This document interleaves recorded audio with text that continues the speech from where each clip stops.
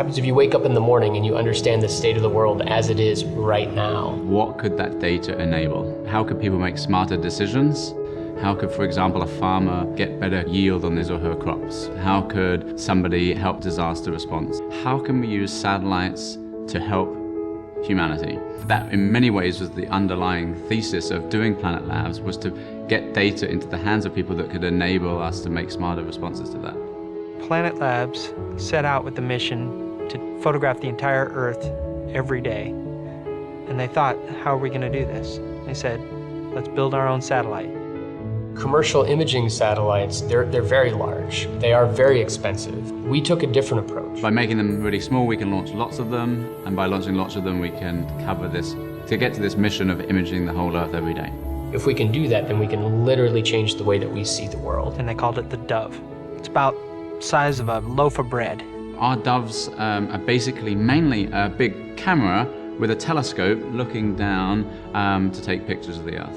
We initially developed the first Dove satellite in our garage. So we kept on iterating the Dove design, we made it better and better, and eventually we put our first one into space. We had no idea what the quality would be like. I mean, we didn't know if it was going to work. But we got an image down and it was so beautiful that we knew at that point we could make this technology work.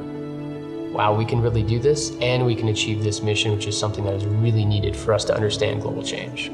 So we had done a couple of demonstration satellites, but the next steps we wanted to do was to scale it up, to test the first fleets of satellites. But what made that possible was actually access to space. So here's the problem, that in order to take pictures of the entire Earth every day, you're going to need more than one or two satellites. You're going to need a whole lot of satellites, and you're going to need to be able to deploy them really fast. And really, there's only one obvious choice on how to deploy that, and that's the International Space Station.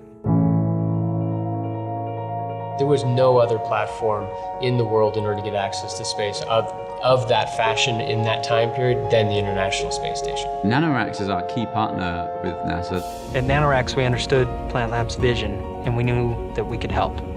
We worked together to figure out what was going to be the best way to get as many satellites as possible, and we basically developed a new platform. It goes out of the GIM airlock. It's picked up by a robotic arm, pointed out into space, and it fires these little satellites off of the space station.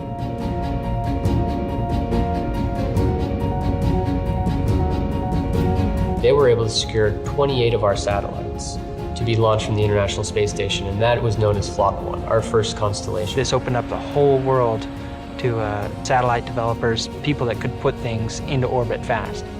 We now deploy these on a regular basis from the International Space Station. And now today, we're able to operate the largest fleet of Earth imaging satellites in human history. And none of that would have been possible without the International Space Station. The International Space Station does enable young, small companies like ourselves to get going in space. The ISS provides a lot of opportunities for commercial companies to test and find where the market in space is going to be. And so what we're seeing today is a proliferation of new ideas and new concepts. It's almost like it's a renaissance of what's happening in space. Buckle up and strap down, because this is going to be a rocket for all of us in the global community to be part of.